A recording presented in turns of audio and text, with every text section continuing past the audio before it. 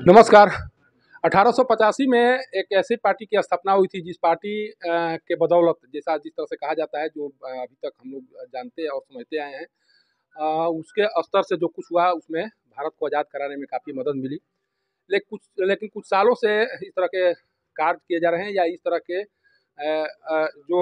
इस तरह की तस्वीर सामने आ रही है, उसके बाद से ऐसा प्रश्न खड़ा होने लगे हैं कि क्या जिस पार्टी के द्वारा भारत को आज़ाद कराने में अहम भूमिका निभाई गई, अब वह पार्टी राष्ट्रद्रोही हो चुकी है। क्या अब उसके पार्टी के जो मुखिया हैं उनके द्वारा भारत का जो है नाम विदेशों में एक तरह से बदनाम करने की कोशिश की जा रही है, और जो कुछ कल हुआ उसके बाद से अब ये माना जा रहा है कि अब 1978 में जब पहली बार जो पूर्व प्रधानमंत्री थी इंदिरा गांधी, जिनकी सदस्यता रद्द हुई, और कल राहुल गांधी की जो सदस्यता रद्द हुई है, उसके बाद से ये कहा जा रहा है कि अभिव्यक्ति की आज़ादी पर अब खतरा मंडराने लगा है।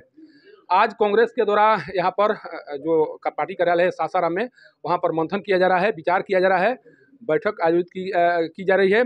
यहाँ पर बक्सर विधायक संजय कुमार तिवारी उर्फ मुन्ना तिवारी जी पहुंचे हुए हैं। क्या कुछ चल रहा है, इन्हीं से बात कर जानने की कोशिश करेंगे। कारण कि अभी जो कुछ भारत में हो रहा है उसको एक राजनीतिक संकट के तौर पर देखा जा रहा है, और ये राजनीतिक संकट कब तक बना रहेगा, इन्हीं से बात कर जानने की कोशिश करते हैं। सर, अभी आप बैठक करने के लिए यहाँ आए हुए हैं, अभी यहाँ बैठक कर रहे हैं। कल जो कुछ हुआ लोकसभा के अंदर आपने भी देखा सुना, क्या लग रहा है 1885 में जिस पार्टी की स्थापना हुई थी वो पार्टी अब राष्ट्र विरोधी हो चुकी है? देखिए, सबसे पहले तो मैं आपके चैनल को धन्यवाद दूंगा, और अच्छा प्रश्न किया आपने। राष्ट्रद्रोही कौन होता है, देशद्रोही कौन होता है? हम अपनी बात को रखते हैं, हम सच्चाई को सामने लाने का प्रयास करते हैं, और जब सच्चाई सामने आने लगती है तो हम राष्ट्रद्रोही हो जाते हैं। हम अडानी पर जब हमारे नेता राहुल गांधी ने जेपीसी गठित करने की तमाम विपक्षी लोगों ने मांग किया, तो फिर आवाज को दबाने का एक कुत्सित प्रयास है। हमने राष्ट्रद्रोह का तो कोई काम नहीं किया है। हमने तो सीधे अडानी को जोड़ करके जेपीसी गठित करने की एक लोकसभा संसदीय कमेटी से मांग हमने लोकसभा अध्यक्ष से किया, हमारे नेता ने। तो फिर ये देशद्रोह का कहाँ मामला है? अच्छा, आज़ादी का अमृत महोत्सव हम लोग मना रहे हैं। सोचिए कि जिस देश में प्रधानमंत्री को भी अपनी जाति के बारे में बताना पड़ता है, प्रधानमंत्री को एक तरह से जातीय जो सहानुभूति है वो लेने की बात कही जा रही है कि प्रधानमंत्री पद पर होते हुए भी वो जिस तरह से जातीय सहानुभूति लेना चाहिए उनके द्वारा लिया जा रहा है, ये आरोप लगाया जा रहे हैं। आपको भी लगता है कि भारत में अभी भी जातीय आधार पर लोग सहानुभूति बटोरने की कोशिश कर रहे हैं, जबकि विदेशों में कभी भी किसी प्रधानमंत्री के नाम के बाद उनकी जाति का संबोधन नहीं आता है या जाति का नाम नहीं आता है? भारत में आखिर अभी भी क्यों ऐसा हो रहा है? ऐसी सस्ती लोकप्रियता हासिल करने के लिए ऐसी कुचित मानसिकता के लोग ऐसे काम को करते हैं। हमारी कांग्रेस पार्टी ने कभी भी धर्म जात का भी भेद नहीं किया। हमने कहा सर्वधर्म हमारा है संभाव, इसका नारा हम लोगों ने दिया। हमारे पार्टी के नेता तो कोई नहीं कहते हैं कि हम इस जाति के हैं, हम उस जाति के हैं, हम इस जाति को लाना चाहते हैं। लेकिन ये कुत्सित मानसिकता के लोग जो लोकतंत्र के हत्यारे हैं, ऐसी भावना उनके दिमाग में है कि एक जाति विशेष का नाम दे करके अपने दल को उससे जोड़ना इनका काम है। अच्छा, अब क्या होगा? कल की जो कार्रवाई सामने आई है, कहा जा रहा है कि 1978 में जब कुछ हुआ उसके बाद जिस तरह से रिकवरी की गई इंदिरा गांधी जी के द्वारा, क्या उसी तरह की रिकवरी करने की मद्दा रखते हैं राहुल गांधी? 100% वादा रखते हैं। इसमें कहीं दो मत नहीं है कि हमारे नेता के पास वो जज्बा नहीं है, हमारे नेता के पास वो क्षमता नहीं है, हमारे नेता के पास वो व्यवस्था नहीं है कि वो ऐसा मादा रखते हैं। चूंकि ये 3600 किलोमीटर जो पदयात्रा किए आदरणीय राहुल गांधी जी, इससे तमाम सत्ता पक्ष के लोग घबराए हुए हैं कि इनकी लोकप्रियता देश में बढ़ी है, और इस लोकप्रियता को दबाने के लिए ऐसे ये लोग प्रयास कर रहे हैं। अच्छा, यह भी कहा जा रहा है कि अगर उनकी सज़ा बरकरार रही तो हो सकता है कि 8 साल तक वो चुनाव न लड़ सके। 2024 के चुनाव सामने हैं, अगर सज़ा बरकरार रहती है, उनके चुनाव लड़ने पर प्रतिबंध लगा दिया जाता है, तो पार्टी क्या करेगी? किनके नेतृत्व में चुनाव लड़ने की संभावना जताई जा रही है? अभी क्या चल रहा है अंदर से? देखिए, अभी तो वहाँ कानूनविद अपना सलाह ले रहे हैं। हमारे नेता और आदरणीय अध्यक्ष मल्लिकार्जुन खड़गे साहब के नेतृत्व में वहाँ कानूनविदों से सलाह हो रही है। अब मंत्रणा वहाँ से जो होगा, हमारे नेतृत्व का जो निर्णय होगा, उसके बाद ही हम लोग कुछ का अपना वक्तव्य और वक्तव्य दे सकते हैं। आज बैठक किए हैं, क्या कुछ निर्देश दिया गया है, क्या क्या निर्णय लिया गया है आज के बैठक में? आज के बैठक में निर्णय ये लिया गया है कि हाथ से हाथ जोड़ो अभियान हम लोग का पंचायत लेवल तक चलाना है, और उसके जो सम्मानित प्रखंड अध्यक्ष हैं और हमारे सम्मानित प्रदेश प्रतिनिधि हैं, वो मिलकर के उस ब्लॉक में और हर एक पंचायत में ये आयोजन करेंगे। और 27 तारीख को कारगिल चौक पे पटना में सारे कांग्रेस के लोगों को बुलाया गया है, आह्वान किया गया है कि हम वहाँ जुटे और राहुल गांधी के प्रति जो गलत रवैया सत्ता पक्ष के लोगों के द्वारा की गई है, उस पर से ये निरंकुश सत्ता इस विधेयक को वापस ले। अच्छा, ये बक्सर के विधायक मुन्ना तिवारी जी हैं हमारे साथ, अभी करहगर विधायक संतोष कुमार मिश्रा जी भी हैं, इनसे भी बात कर जानने की कोशिश करेंगे। सर, कल की कार्रवाई पर तो जो बात होनी थी बात कर ही गया। रोहतास लगातार चर्चा में बना हुआ है, मंत्री गृह मंत्री आ रहे हैं 2 अप्रैल को गृह मंत्री का यहाँ आगमन हो रहा है।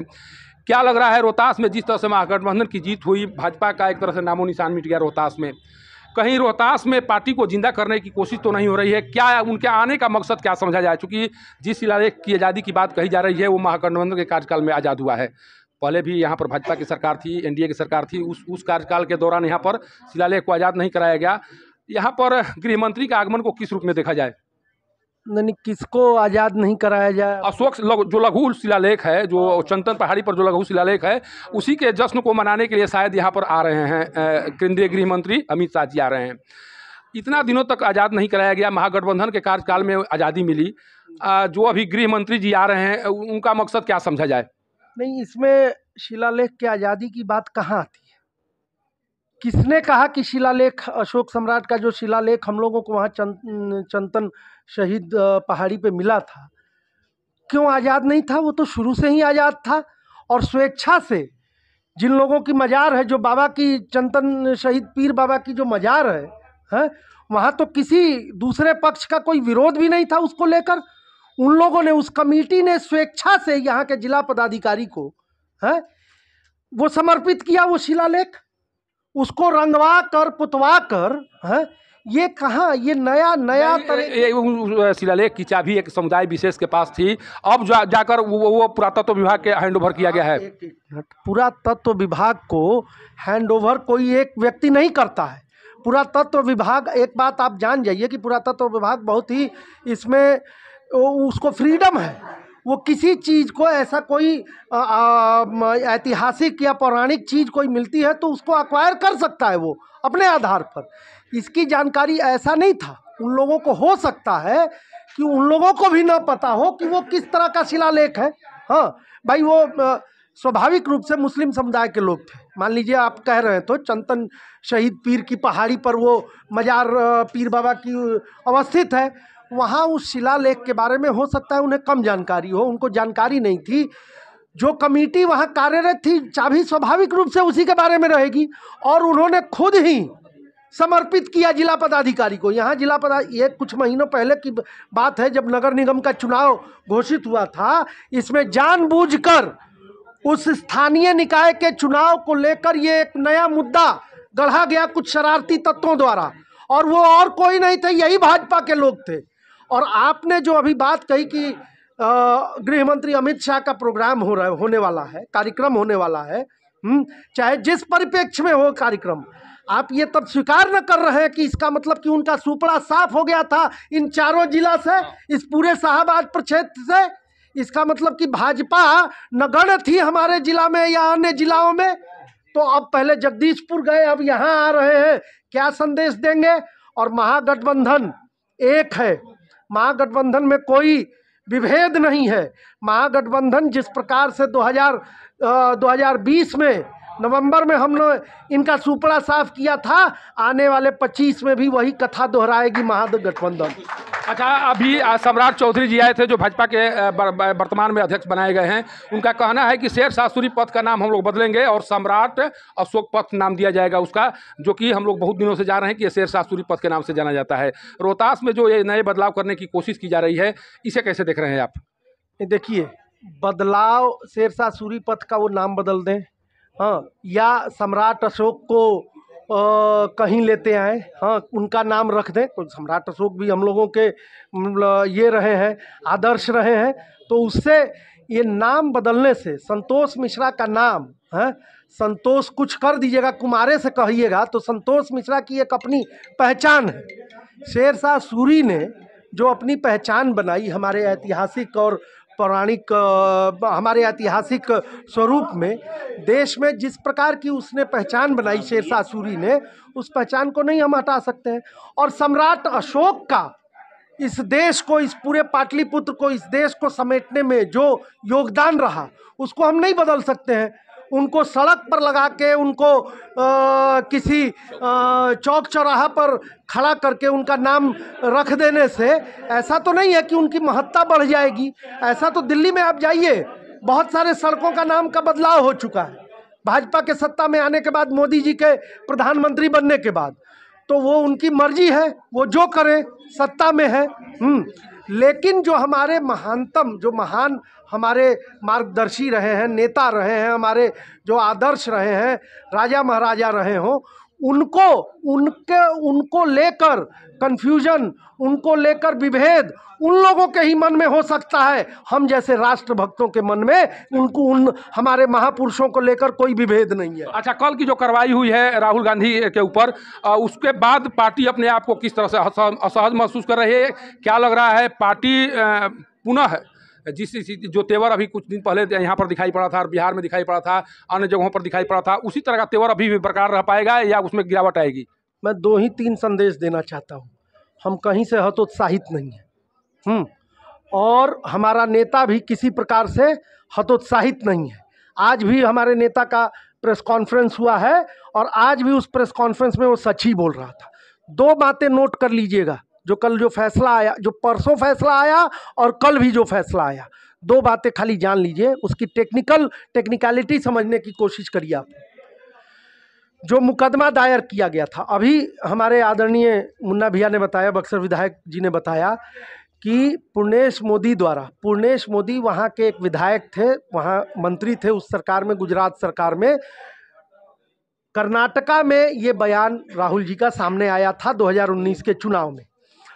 अब मोदी उपनाम पर उन्होंने जो कहा नहीं कहा, वो सारी चीज़ें, सारी बातें कोर्ट में आ भी चुकी थी। 3 बार उनकी अपनी उपस्थिति हुई थी कोर्ट में। हमने अपना पक्ष भी बहुत सहजता के साथ राहुल जी ने अपने से भी रखा था कि मेरी कोई ऐसी भावना नहीं थी किसी को नुकसान पहुंचाने का, किसी को हर्ट करने का, किसी को भी कोई टिप्पणी ऐसी नहीं की थी मैंने इस भावना से।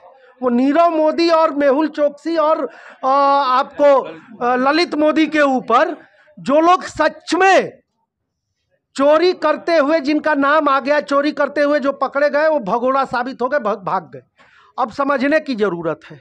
जो फैसला आया है न्यायालय के फैसले पे, मेरा कोई ये नहीं है कि न्यायालय से कोई मेरा ये है, उस फैसले के विरोध में नहीं मैं बोल रहा हूँ।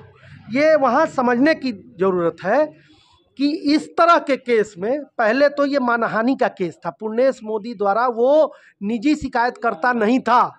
जिस पर आशय किया जा रहा है वो नरेंद्र मोदी जी को अगर आशय करके देखा जा रहा है, तो नरेंद्र मोदी जी अगर निजी शिकायतकर्ता रहते, चूंकि उनके ऊपर आ रही थी, प्रधानमंत्री के ऊपर बात आ रही थी, वो शिकायत करने वाले रहते, तो ये मानहानि से क्रिमिनल केस में, क्रिमिनल कंटेम्प्ट में बदल सकता था। तो ये कहीं भी क्रिमिनल केस नहीं था। इसको सबसे पहले तो भाजपा के द्वारा क्रिमिनल कंटेम्प्ट का केस बनाया गया, और इसमें भी इस तरह के मानहानि, डिफेमेशन के केस में 2 साल से कम की सजा होती है। मैं पूछना चाहता हूं कि किनके द्वारा, किनके कुत्सित प्रयासों से ये सजा एग्जैक्ट 2 साल की दी गई? आप इसका मैक्सिमम जो उसमें सजा हो सकती थी वही क्यों दिया गया? तो ये एक प्रयास किया गया। दूसरा, लोकसभा सचिवालय को और लोकसभा अध्यक्ष को ये सारी बातें करने से पहले, ये फैसला लेने से पहले, जो 24 घंटे उन्हें ताबड़तोड़ उन्होंने फैसला लिया, ये भी सरकार को ध्यान में रखते हुए, सरकार के निर्देश पर, गृह मंत्रालय के गृह मंत्री और प्रधानमंत्री मोदी के निर्देश पर ऐसा इसलिए किया गया क्योंकि इससे पहले की एक प्रक्रिया होती है। जो व्यक्ति, जिनको हम एक आपको बिहार में ही ऐसा मामला बता देंगे, अभी हुआ है, अभी कुछ समय पहले। आपको बता देंगे कि इसमें जो व्यक्ति जिसकी सदस्यता पर सवाल उठ रहा था, राहुल जी के सदस्यता की बात हो रही थी, उनको समय देना था, कम से कम 3 महीने का समय दिया जाता है। राष्ट्रपति के पास विचाराधीन वो मामला जाता है, राष्ट्रपति जी को सूचित किया जाता है और चुनाव आयोग को भी सूचित किया जाता है, लेकिन इन चीज़ों को नहीं किया गया। आनन फानन में ये फैसला ला दिया गया, उनकी सदस्यता को रद्द कर दिया गया। तो ये तो सरकार की कुत्सित मानसिकता को और अभियोजित कि राहुल गांधी की आवाज़ को हम दबा देंगे तो पूरे विपक्ष की आवाज़ को दबा देंगे और फिर 24 में हमारा रास्ता सत्ता के लिए सुगम हो जाएगा। अच्छा सर, एक अंतिम प्रश्न है। रोहतास में जिस तरह से बंदूकें गरज रही हैं, करहगर विधानसभा में अभी 14 राउंड फायरिंग की बात आई मात्र 3 रोज पहले। अभी विधानसभा में वीडियो को लेकर आपके द्वारा भी वीडियो को लेकर विधानसभा में प्रश्न उठाए गए। क्या लग रहा है, जो जिस तरह से लगातार रोहतास में बंदूकें गरज रही हैं, महागठबंधन की सरकार है, एनडीए के द्वारा जो भाजपा के द्वारा जो आरोप लगाया जा रहा है, अगर इस तरह से बंदूकें गरजती रहेंगी तो आरोप तो सर लगेंगे। आखिर ऐसा क्यों हो रहा है, लगातार बंदूकें क्यों गरज रही है? नहीं, ये बंदूकें गरजने वाला मामला, इसके बारे में बहुत जानकारी नहीं है। आप ही के विधानसभा क्षेत्र का है? ठीक है, मेरे विधानसभा के क्षेत्र का है, तो इस पे जानकारी पहले मुझे लेनी पड़ेगी, क्या बात हुई है। अभी हाल फिलहाल में मुझे ये कोई बात पता नहीं थी, ये बात। हाँ, हम लोग का सत्र भी चल रहा था, तो इस सेशन में था, तो इसलिए अभी बहुत। लेकिन लॉ एंड ऑर्डर को जहाँ तक सवाल है, उस पर हमारी सरकार का ज़ीरो टॉलरेंस का नाता है, हमारी सरकार का और लॉ एंड ऑर्डर से। तो उस पर कोई समझौता नहीं है, कोई हम पर आरोप न लगाए। मैं एक ही बात कह देना चाहता हूँ कि जब हम उनके साथ, तो वो जब नीतीश कुमार के साथ थे तो सब कुछ ठीक था, सारा लॉ एंड ऑर्डर।